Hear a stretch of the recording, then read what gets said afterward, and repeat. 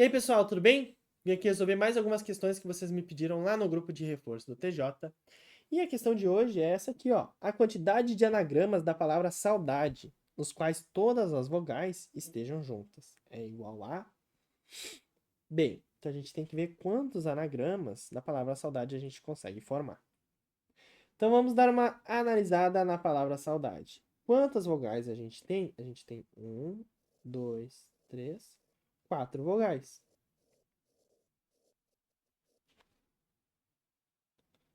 Então eu tenho A, U, A e E. A, U, A e E. Quatro vogais.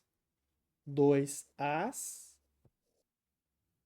um E e um O.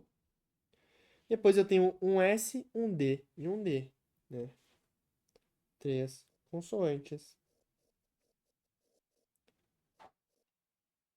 Dois Ds e um S. Como é que eu faço para chegar na quantidade de anagramas da palavra saudade? Bem, eu vou ter que botar as vogais em um bloco chamado vogais, porque elas têm que estar juntas. E aí eu vou poder distribuir essas vogais mais três consoantes. Então eu tenho, né, como se fosse 4 objetos para organizar aqui. E aí então eu vou ter 4 espaços. Então eu poderia botar as vogais primeiro e depois as três consoantes. Então, tipo, vogais, consoante, consoante, consoante. Ou eu poderia botar vogais aqui, né? E aí, consoante, consoante, consoante. Então, eu tenho diversas maneiras de como fazer isso. Como é que eu faço para calcular? Bem, para o primeiro espaço, né, pode ser, né, vogal ou D, ou D, ou S. Então, eu tenho 4 opções para o primeiro espaço. Eu tenho 4 opções para o primeiro espaço.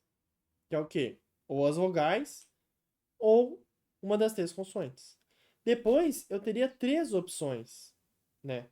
Porque aqui eu posso ter escolhido uma consoante, aqui eu ainda poderia colocar vogal ou uma das duas consoantes que sobrou. Por exemplo, vamos supor que a gente botou o S aqui, eu poderia botar o D ou as vogais, ou seja, 3 opções. Se eu tivesse botado as vogais aqui, eu teria as 3 consoantes para colocar ainda, tá bom? E essa lógica vai continuar. No próximo espaço, eu teria 2 opções, ou seja, o que eu não botei aqui e o que eu não botei aqui. E por fim, eu teria uma opção só, que é colocar o que sobrou. Então eu tenho 4 fatorial maneiras de organizar essa galera. 4 fatorial maneiras. Só que nota, a gente tem 2 Ds. Isso no anagrama é um problema. Porque vamos supor que eu tenha feito D, vogal, S e D. Só que aí esse é o D1 e esse é o D2.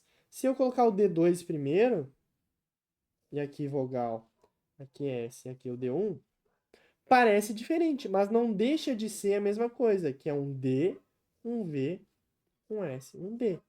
Então, dentro desses 4 fatorial, tem que tirar os repetidos, que é quando a gente troca um D de posição com o outro. Ou seja, 2 fatorial, né? Que eu tenho 2 posições para o D, né? Aqui eu tenho 2 Ds para colocar e aqui um só, portanto, D fatorial. Então eu tenho que tirar as duplicatas aqui. Então 4 fatorial sobre 2 fatorial, maneiras de organizar a galera. Ok, agora eu tenho que pensar dentro das vogais. Dentro das vogais. Porque dentro das vogais eu vou ter 4 espaços para organizar elas, que são 4 vogais. Só que eu tenho 2 As, então eu vou ter que levar isso em consideração. Eu tenho 4 espaços, ou seja, no primeiro espaço pode ser qualquer um dos As, ou E, ou U. Então tem 4 opções. Depois, para a segunda opção, eu vou ter 3 opções, porque se eu escolher um A, eu vou ter só A, E ou U como opção. Mas se eu escolher o E, eu vou ter o A ou U como opção. Então eu tenho 3 opções. Depois 2, depois 1. A lógica que se aplicou anteriormente.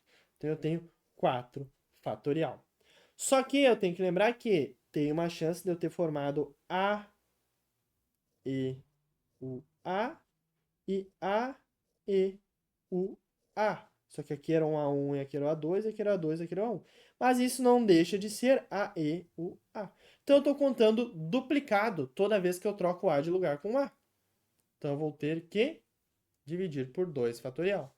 Porque na hora de escolher um A, eu posso escolher qualquer um dos A's e depois eu escolho o A que sobrou. Então, né, isso aqui é 2 fatorial.